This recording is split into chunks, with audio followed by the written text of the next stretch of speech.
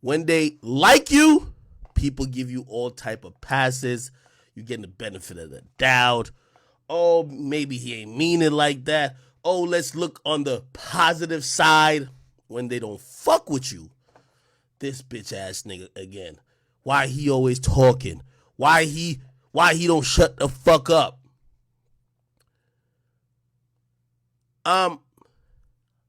Look back at my track record. I've been bringing this up.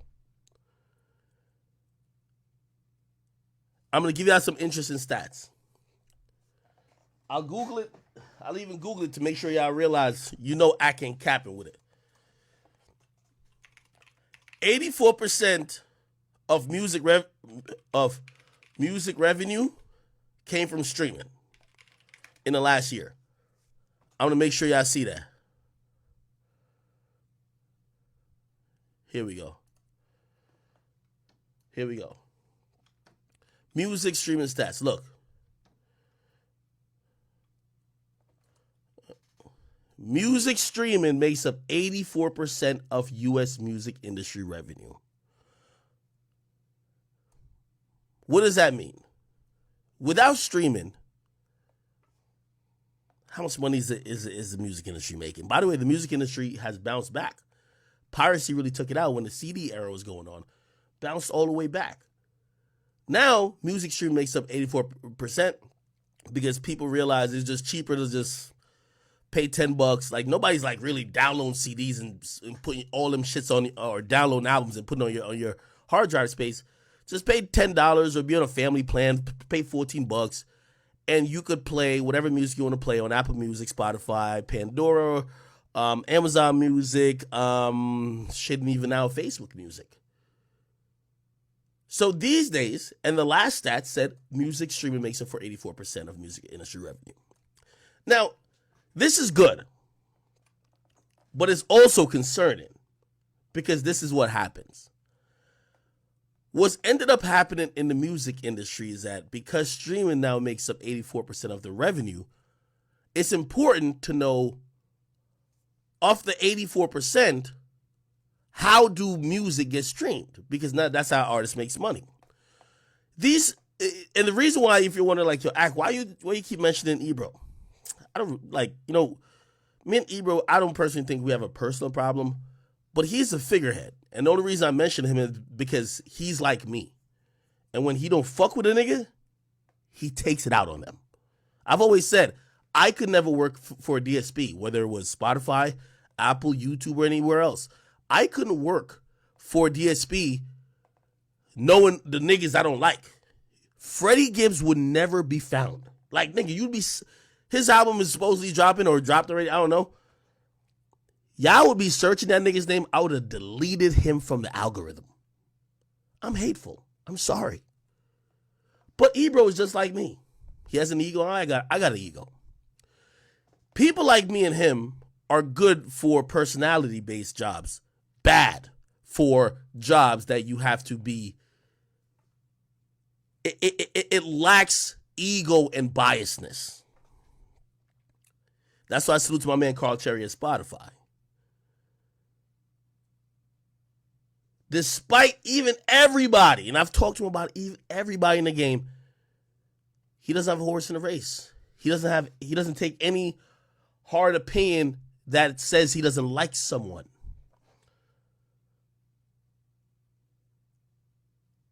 The job of somebody like from Ebro, and by the way, I don't want to make this just an Ebro thing. I want to show you why the conversation I'm having is important. And then I'm going to show you another reason why it's better if you're liked than to be right, because the conversation I'm having is one that's saying we have to figure out.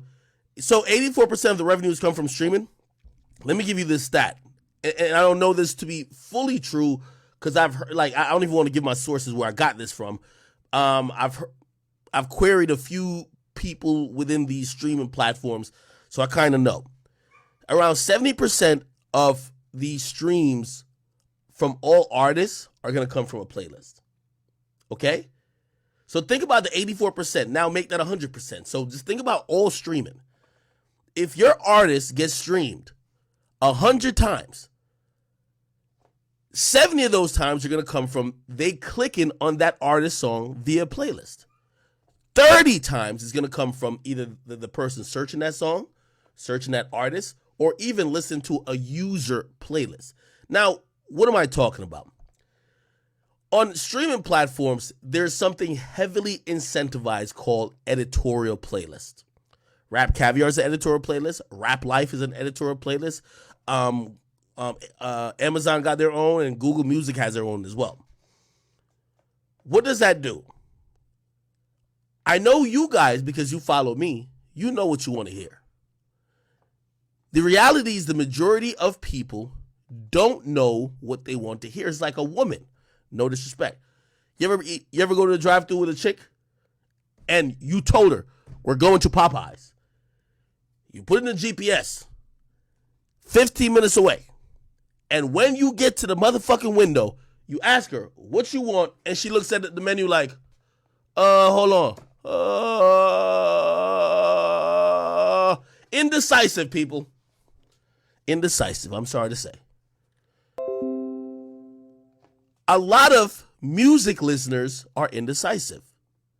So what ends up happening is that Spotify, Apple Music, Google Play, Amazon Music, Pandora tells them what they most likely want to hear because they can't make up their fucking opinion. You know how they do it? They base it on they do algorithms, just like how YouTube does. Why do I pop up your algorithms all the time? They realize you watch a lot of content around these people and you like new stuff, so they throw me in your algorithm. That's how it works. So they have these algorithmic playlists and a lot of editorial playlists. Now I'm breaking this down really slowly because I don't want y'all to just think that I'm bringing this up without any merit. We're at a cusp. Radio irrelevant. Radio only comes into play when you already got a hit and you're trying to bring it to the next level. So we're not even talking about radio. So this is what I'm trying to say. Cool. The majority of music is found by playlists. And the majority of playlists that are influencing those users to go listen to music are what's called editorial. They pay people a lot of money to figure out what the majority of people within a certain demographic would like, or they make a bunch of playlists. These playlists are promoted ad nauseum to you. I shot something for Spotify that Rap Caviar funded. Rap Caviar is a huge budget. Rap Caviar is a playlist. Why am I saying this? These playlists are promoted by the streaming service. They're given budgets. They realize that these things could be brands. These playlists are brands. Rap Caviar is a brand. Now, let me also give you some other information. Apple Music doesn't have more subscribers than Spotify. Spotify beats them globally. Apple Music beats Spotify nationally. What does that mean? They beat them in the US. There's supposedly more paid Apple Music subscribers in the US than on Spotify. What does that mean? When we're thinking about sales, Apple Music actually means more if we're only thinking about Billboard, because Billboard only cares about the US. Now, overall and globally, yes, Spotify is the wave. But we're talking about what it is. Okay. Now, I'm trying to break this down really carefully to y'all. So now you realize that the majority, 70% of streams are coming from playlists. And a lot of those are editorial playlists. I'm trying to tell you that a playlist can make or break an artist, could amplify or not amplify an artist. That's just what it is. What's happened, and this is even though I'm on Spotify, my podcast there, I'll give them some blame. When Spotify tried to introduce that horrible, and when I mean horrible, very, very horrible policy, remember when X was alive and they said anybody who's convicted or investigated or arrested for domestic violence and all these other things they were going to remove from all playlists. They did that. By the way, also let me clear the confusion. Apple and Spotify, they're not that different when it comes to how they deal with playlist choices. It's the same reason. Let's go to Andrew Tate. As soon as Andrew Tate got banned on Instagram, who followed up? Everybody else. They're all in tandem. That's what I'm trying to tell you. So don't think that everybody's making independent decisions. They're all peeking over the aisle because nobody wants to be the person who don't cancel someone when everybody else does it. Remember, I said that to you. By the way, I talked to people at Apple Music when 6ix9ine first got blackballed, and you know what they said? We waiting on Spotify. Facts. This is not no lie, this is not no conjecture. Facts. Yo, we waiting at them. It's we both watching each other game, even though they're competitors. Cool. Now, I'm glad we've moved past the 6ix9ine situation because 6ix9ine musically and him being blackballed was a hill I was unwilling to die on. He doesn't help his case. He always does something that allows people to make it cool to ignore the fact that he's getting blackballed. But it's expanding. And now some of these other artists help my case. So that's why I'm speaking up now, if you're wondering about the timing. Now, let me give you some more information. After they took off Chris Brown's music, R. Kelly's music, and people were saying, you got to take off Michael Jackson, Tupac too, because they had some shit going on. They took off X's music. We saw Kendrick Lamar, and salute to Kendrick, and this is what I'm saying, you have to speak up.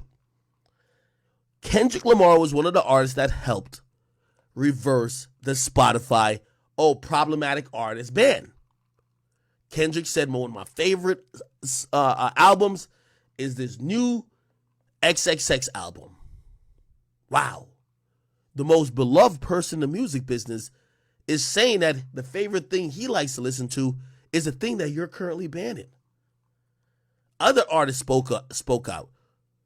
Then the labels did something which is smart.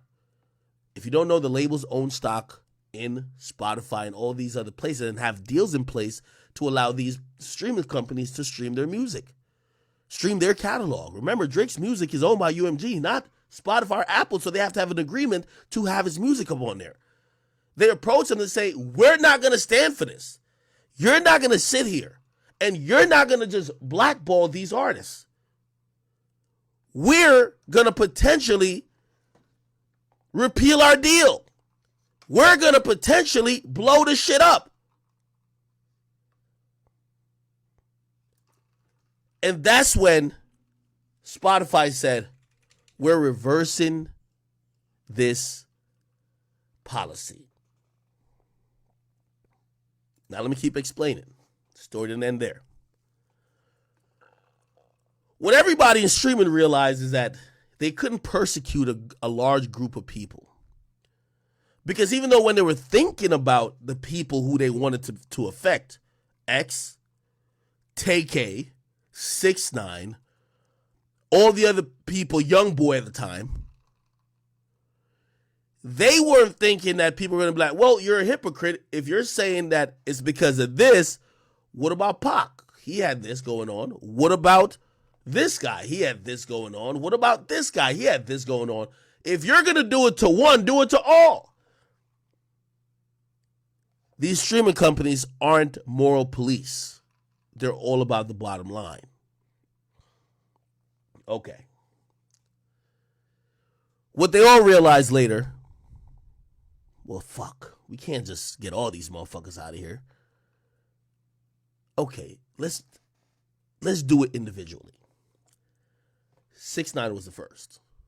And here's the thing. We don't care about, I won't call it a right, because it's not a right for none of these musicians to be on these playlists. But we don't care about something being removed from someone if we don't like them. Like, for example, if Freddie Gibbs, ran to the police and, the police violated his constitutional rights, if you ask me, I'm going to be like, fuck that nigga, man. I don't care. Now, should I care? Even though I don't like Freddie Gibbs, I should. Because what could happen to Freddie could happen to you. But in music, we saw what happened to 6ix9ine. And nobody stopped to say, Okay, we get it. He's a snitch. He's this, he's that. But are the streaming services gangsters? Like, why y'all care if he snitched? Why don't y'all playlist this shit? Nobody asked the question. 6ix9ine is evil. 6ix9ine is bad. Everybody hates 6ix9ine. That was actually taken and celebrated. Yes! He kept bragging about numbers. He's done now. Fuck that. His numbers can't go up no more. So 6ix9ine fizzles out and he goes away. Do you think they stop there? No. They start bringing up a lot of things that they realize the formula. You can't make an international rule. You got to pick them one by fucking one. So they still didn't forget the fact that YoungBoy had a domestic violence incident way back in the day where he body slammed this girl. They didn't forget that. But they didn't get to that yet. The Tory thing happened. Oh! Shit. Well, everybody hates Tory now. Let's get him out of here too. Nobody's going to say nothing. Everybody dislikes him. Do you get the trend? When they don't like you, it's easy to blackball you. They're not going to blackball the niggas who people like. And by the way, I'm going to bring up YoungBoy because that's why he's the most interesting person on this list. The whole thing happened with Dirk. I had conversations with YoungBoys. I'm just not trying to just front the whole move. They called me asking what the fuck going on. We can't get no playlist for nobody that's on the NBA side. What we were told, people not going to appreciate if Quando's getting playlisted because there's another side who don't fuck with him right now, who's popular in the game. They're confused. They're like, are the streaming services picking sides in a beef? How does that work? Keep in mind, all the songs that are being made about the beef, they're still promoting. So are you for the beef? Are you picking sides? What is it?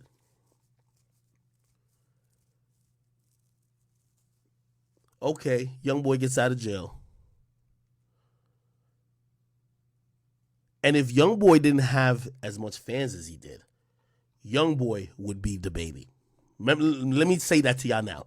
If YoungBoy didn't have the most fans out of everybody in the game, YoungBoy has more fans than Lil Baby. I'm telling you that. Raw fans, organic fans, he has more fans. If he didn't have that, he'll be DaBaby. Okay, that happens. They ain't really trying to give him the love, but they don't want a bunch of YoungBoy fans saying, "Yo, what's going on?" Also, YoungBoy, what is he saying on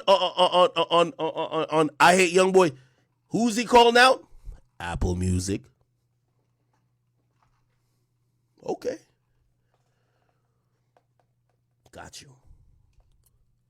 Now, I know, and I see people gaslight now. And this is why I'm backing up from DaBaby. Because you're not going to try to link my whole point to DaBaby, just like y'all try to link it to 6ix9ine. I don't care about one particular artist. I care about the act. Because I know what y'all doing. Yes, DaBaby isn't as popular as he used to be. Naturally. But it doesn't mean two things aren't true. He could be getting blackballed and also not be as popular. Trust me. And this is why these tweets are important. Now, because when I said this, everyone was like, yo, you getting paid from these guys. Never met DaBaby. We talk one time on Instagram Live. We don't DM or nothing. Go look at the Shade Room. Remember when I said it? Yo, act this, act that. Look who's now speaking up. Meek Mill. They blatantly blackballing DaBaby. Not my business, but I'm an observer. Boosie. Ain't no way my nigga DaBaby supposed to sell 16K after almost selling 150K his last first week. He one of the biggest in this shit. I don't know what's going on, but something definitely going on. I want y'all to read the comments of both of these posts, Boosie saying it, Meek Mill saying it. Granted, I've been going on about this for 4 days. And read the comments. There's a post where I'm going back and forth with Ebro, who, if you don't know, and Ebro, stop acting like nobody cares about your opinion. We've never seen your radio show. You keep tweeting at me like a lame every time I go viral. So that's the only reason why you're like a groupie. You know what I mean? Like, it's crazy how the tables have turned, nigga. I remember when I was trying to get an interview with you. Now you're like my biggest groupie. Any fucking time I go viral, you have mad comments about me. So rather than talk about those things, you know what I did? I flipped the convo on his head to have the better conversation. Remember I told you that most of these niggas don't want to have the conversation that we should really have? Ebro, I think you try to message me about some. No, I think you try to when you did tweet at me, I think you were trying to say some bullshit about DJing. Bro, that's not a topic. Let's talk about the real topic. You know what the real topic is? Everybody says you're one of the worst program directors to ever come to New York. You ran Hot 97 for a while. People say you ran New York sound out the building. Somehow, and by the way, I always told y'all, when I went to, like, back then in 2018, when I got invited to the Illuminati party, ironically, who was there rubbing shoulders with all the executives, all the fucking big wigs out of LA, because somebody said, yo, you know that's Ebro in the court? And I'm like, what the fuck? So we know how you got your job at Apple Music, my nigga. Like, it's no surprise. But here's the thing. The reason why I have to put the spotlight on you is because niggas like you will lie to the world to say that Akademiks blog controls the music business. Fuck no. That's not true. The music industry is not controlled by blogs. It's controlled by the motherfuckers who control the streams. Controlled by the record labels who have deals with the motherfuckers who control the streams. So that's why I pointed it back at you. Because what you don't want to do, you don't want to address the fact, and this is why I said, he was like, oh, I'm confused. I'm old and irrelevant. No one listens to my shows, but why am I being brought up by people who are more powerful? Whoa. Ebro, you're the most powerful person of anybody. Well, I think Carl Cherry is more powerful than you. Nigga, I could tell you the most powerful niggas in the industry. It's just, I'm not even close to being on that list. The motherfuckers who are most powerful, they usually shut the fuck up, though. Have you heard Carl Cherry tweet nothing? Nope. No. Get out of Dodge. You're working a corporate job, my nigga. Like, you're doing great things, and hopefully you're giving everybody a fair chance. Ebro running his mouth all day. We're not caring about your commentary or your radio show, but we got to talk about this job that you have. You're the global head of hip-hop and R&B. You're the global head of hip-hop and R&B. I always got to keep pull up, like, global head of hip-hop, Ebro.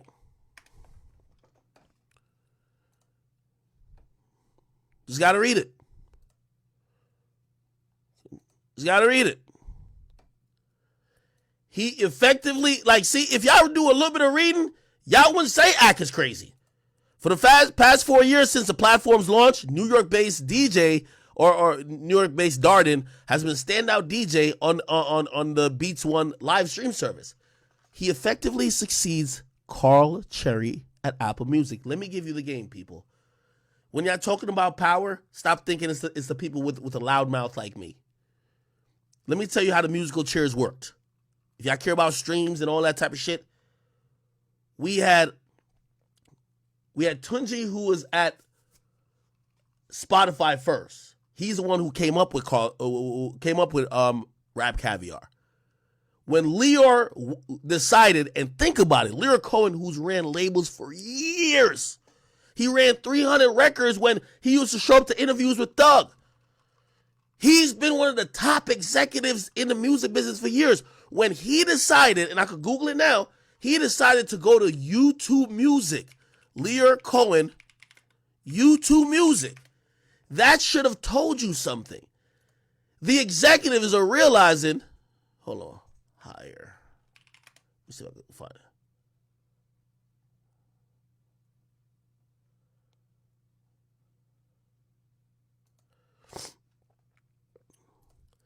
When they hire, they want me to pay for this. Yo, when they hire, when an executive leaves to go run basically the music algorithm, that's all he's doing. He's running the music algorithm at YouTube, Leo Cohen.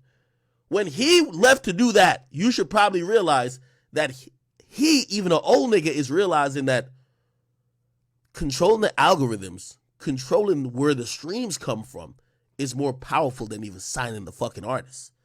Because no matter who you sign, they're on a ticking time clock. Even if the streets fuck with them, they got a big audience. Because you could drain them slowly. And if anybody you fuck with, you could build them fast. So he left. He brought Tunji with him. Tunji's at Tunji's at YouTube programming their whole thing. How do I know this? By the way, I ain't giving away too much of the conversation. Me and Tunji talk. When YoungBoy fans was mad at YouTube, Tunji called me and said, bro, I think your Instagram post is making a lot of YoungBoy fans get really mad at motherfucking YouTube. And YouTube had some situation, like some really serious situation where people came in and did some shit at their office, their global office, and people are concerned. You know what I mean? Like, again, a lot of y'all YoungBoy fans be trolling and saying a lot of shit. You're tweeting at Google, my nigga. Like, they're not about to like just be like, they don't even know what a YoungBoy fan is. You know what I mean? So, I talked to them for a bit, but this is how the musical chairs works, right? So he leaves Spotify. He goes to YouTube. Okay. Then Carl Cherry, who started at Apple Music, well, not started, but like he was at Apple Music. He left Apple. He goes to Spotify. Apple Music now has a vacancy. Who goes to Apple Music? Ebro. Ebro was already doing a show there, but they gave him the algorithm controlling job. So now, niggas, y'all know everybody who you need to get mad at. So anyway, that's what's really happening. In his new role, Ebro will manage a team of hip-hop and R&B editors. Remember, you said, oh, my team does that. I don't make no playlist.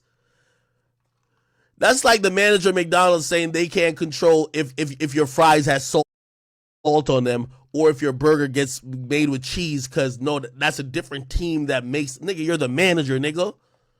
You the manager of all these niggas. You should be able to make sure what the fuck goes on in here.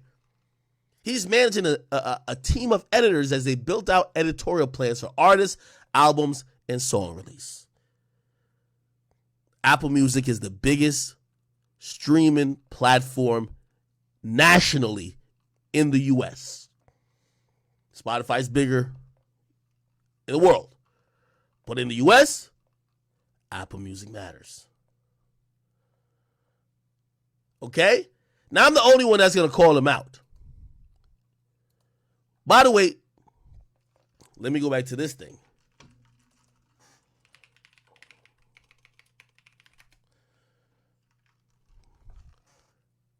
I think it's interesting timing that Meek Mill tweets this out. Meek Mill is going to be in the same position soon. Meek Mill has realized over. Remember when Meek was like, he ain't know this many people was betting against him? Meek didn't realize some of the relationships that maybe he didn't care about when he was one of the hottest artists in the game. They have came back. You know the talk is over Atlantic? They say, they did that nigga Meek dirty. That's the talk. They said they did that nigga Meek dirty. I said, what you mean they did that nigga Meek dirty? It was just like, yo, they just gave up on him. They didn't give a fuck. Yeah, they spending some budget trying to make it look like, yo, yeah, album, whatever, but they were done with him. I said, oh. No, I think Meek is agreeing with this because Meek is realizing this industry, it's not all about whether it's hot or not. I've seen everybody keep arguing like these little straw man points. No, it's DaBaby not making good music. Nah, his shit sucks. We tired of the same song. You know how many artists make the same song over and over? Here's the thing. You don't go from nearly 150 to 16. DaBaby's getting outsold by a nigga named Lucky. Come on, bro. The industry and the real niggas who run the industry, you usually don't name the... And by the way, even when I name Ebro ain't the head of the snake. Ebro ain't the head of the snake. Don't get it wrong. Not because I mentioned Ebro's name. He's not the head of the snake. I'm just trying to show you what this industry is. DaBaby has crossed the line. And unless he gets some serious repenting in, it's going to be a long road back. The way how they talk about Meek, it's like Meek has burned a lot of bridges or I don't know if it's disrespected or whatever. Like, there isn't much soft hearts or sympathy for Meek. Hence, we're going to see how it plays out with him. That's why I'm telling you, that's the reason why he's acknowledging this. Now, Boosie just independent. So Boosie always supported DaBaby. So he's like, this does look crazy. Look, see, people say the dumbest shit. Oh, people ain't buying album, we just streaming. Even when he sold 150, nobody really bought it. They just streamed it.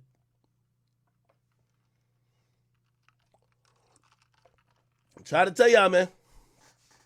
And the reason why I keep saying that I don't want to be tied to DaBaby. Pause. But I mean, I don't want to be tied to him. Don't make this, Ak is only talking about DaBaby thing. You know why? Because when Meek Mill drops, it's going to be a hell of a story too. Meek Mill without Atlantic, the way how I hear some of these people are talking about him don't look like they're about to give him no type of favors. Now, you as a fan might think, they're going to give Meek the same type of respect and placements or whatever like they always got.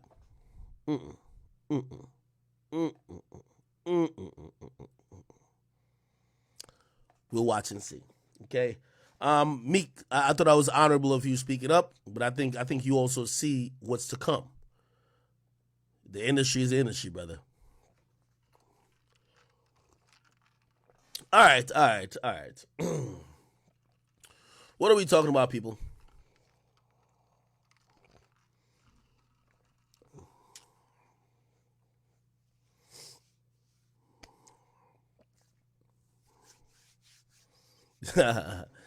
Oh, boy. Yo, is anybody in Florida, man? I feel so bad for the people in Florida. I've been watching.